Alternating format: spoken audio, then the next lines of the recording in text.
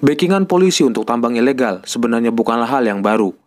Keterlibatan polisi sebagai backing keamanan atau ikut berbisnis menjadi rahasia umum di daerah-daerah penghasil barang tambang. Berawal dari pernyataan Ismail Bolong dalam sebuah video yang dibuat sekitar Februari 2022, dugaan keterlibatan aparat kepolisian dalam praktek tambang ilegal kembali menyeruak ke permukaan. Terkait adanya penambangan batu bara di wilayah Kalimantan Timur, bahwa benar saya bekerja sebagai pengepul batu bara yang berasal dari konsesi tanpa izin, dan kegiatan tersebut tidak dilengkapi surat izin penambangan di daerah Desa Santan Hulu, Kecamatan Morangkayu, Kabupaten Kukar, wilayah hukum Polres Bontang sejak bulan Juli tahun 2020 sampai dengan bulan November 2021. Dalam video yang beredar, Ismail mengaku sebagai pengepul batu bara ilegal dan rutin menyetor uang sebesar 6 miliar kepada seorang perwira tinggi polisi.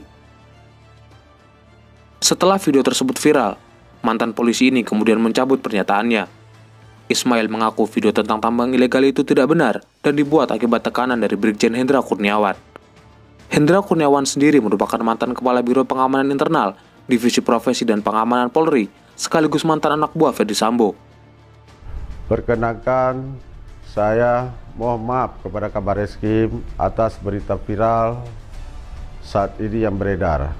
Saya klarifikasi bahwa berita itu tidak benar. Di sisi lain, Hendra melalui pengacaranya membantah dan mengaku tak mengenal Ismail. Tanya sama Pak Hendra, apakah benar Anda menekan Ismail Bolong untuk membuat testimoni seperti ini? Dia bilang kenal juga enggak, itu fitnah. Selain video dari Ismail, muncul pula grafik konsorsium tambang yang menyeret nama-nama petinggi polisi. Konsorsium tambang ini disebut melindungi bisnis tambang ilegal di Kalimantan Timur dan Medan. Ada 12 orang yang diduga terlibat, yaitu 10 pejabat polisi, 1 pengusaha dan 1 mantan kepala daerah. Dalam data yang beredar, sejumlah petinggi Polda Kaltim hingga sejumlah pejabat di jajaran Polres disebut mendapat uang setoran hasil uang tambang ilegal. Lantas, siapa saja mereka? Bagaimana cara mereka beroperasi? Dan berapa persen mereka mendapatkan keuntungan?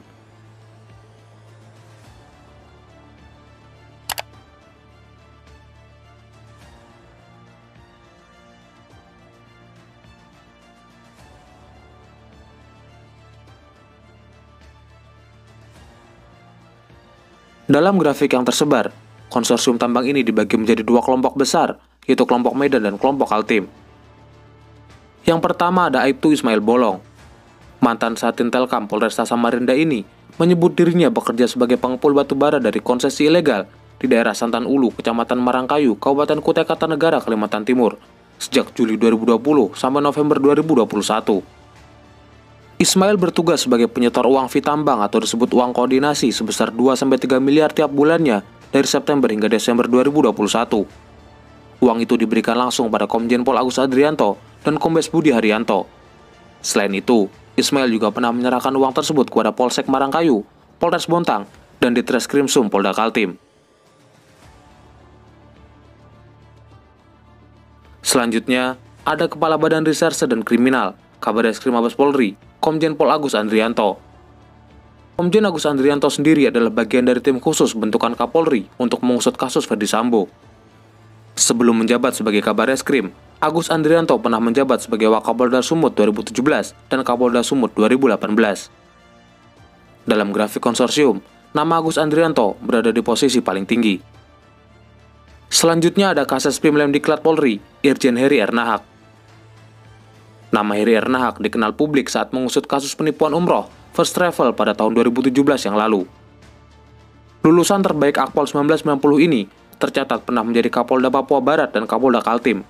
Saat menjabat sebagai Kapolda Kaltim inilah dirinya disebut menjadi bagian dari konsorsium tambang ilegal. Kelompok Medan terdiri dari 2 polisi dan 1 mantan kepala daerah, yaitu Bakhtiar Ahmad Sibarani, Kombes Budi Haryanto, dan Kombes Roni Samtana. Kombes Roni Samtana adalah mantan Direskrimsum Polda Sumut. Kombes Pol Budi Haryanto adalah Kapolrestabes Makassar.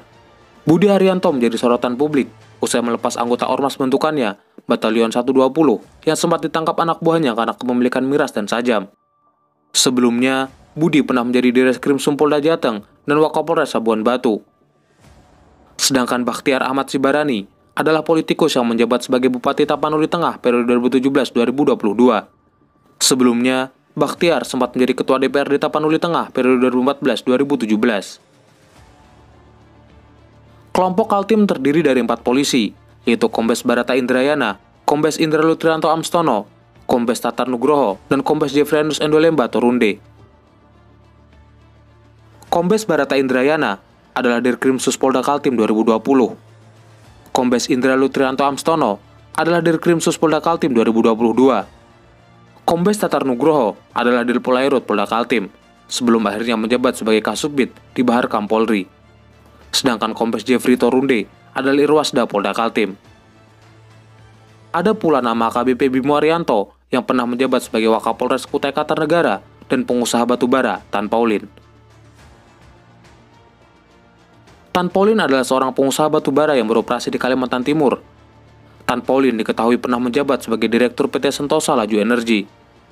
Nama Tan Paulin sempat mencuat pada tahun 2016 terkait kasus penipuan investasi alat berat. Tapi, Tan Paulin membantah dan keberatan atas tuduhan tersebut. Di tahun yang sama, nama Tan Paulin juga muncul dalam sengketa lahan tambang batubara. Tan Paulin dilaporkan ke Polda Kaltim karena perusahaannya melakukan pemortalan jalan tambang batubara di Desa Batuah, Kabupaten Kutai Kartanegara, Kalimantan Timur.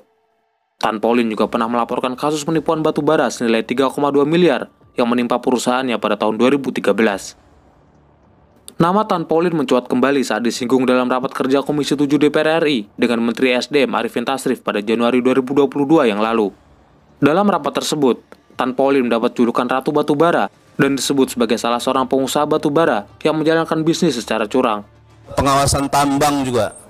Saya nggak tahu inspektor ini di mana, batu kita hilang terus, dan sampai ada disebut-sebut Ratu Batubara, tapi nggak ditangkap-tangkap ini orang. Tan Paulin namanya.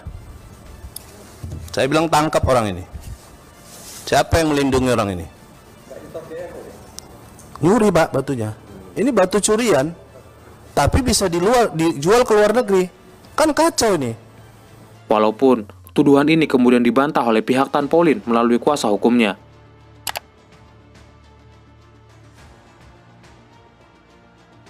Konsorsium tambang menjadi isu yang kembali menyeruak bersamaan dengan ditangkapnya beberapa petinggi polisi. Isu-isu ini diduga dihembuskan karena adanya perang bintang yang sedang terjadi dalam kelompok-kelompok internal kepolisian. Lantas, bagaimana sebenarnya konsorsium tambang ini beroperasi? Cara kerja mereka sebenarnya sederhana. Para pemodal dan penambang melakukan penambangan di lahan tanpa izin dan memberikan fee kepada pemilik lahan. Para pejabat polisi mendapatkan bagian fee dari penambang dan pemodal agar tidak mendapat tindakan hukum atas penambangan tersebut. Setiap bulannya, keuntungan yang didapat para penambang ilegal ini berkisar dari 5-10 miliar rupiah. Batu bara ilegal ini kemudian dibeli oleh beberapa buyer. Dalam grafik disebut 3 pembeli, yaitu JT Makrama yang dimiliki oleh Purnawirawan Maijen TNI AD, JT BMS, dan Tan Paulin. Ismail Bolong memberikan uang fee kepada Komjen Pol Agus Andrianto dan Kombes Budi Haryanto. Sedangkan pejabat Direskrimsus seperti Kombes Barata Indrayana dan Kombes Indra Lutrianto mendistribusikan uang fee kepada para pejabat Polda Kaltim dan jajaran Polres. Pembagiannya pun disebutkan secara rinci. Di jajaran Polda Kaltim, mantan Kapolda Kaltim, Irjen Heri Ernahak mendapat 50% bagian. Mantan Wakapolda, Brigjen Haryanto mendapat 10%. Kombes Indra Lutrianto mendapat 9%. Kombes Jefrianus mendapat 8%, Kombes Gatut mendapat 6%, dan AKBP Bimo Arianto mendapat 5%. Sedangkan di jajaran Polres, Polresta Samarinda, Polres Kutai Kartanegara, dan Polres Pasar mendapat sebesar 6%.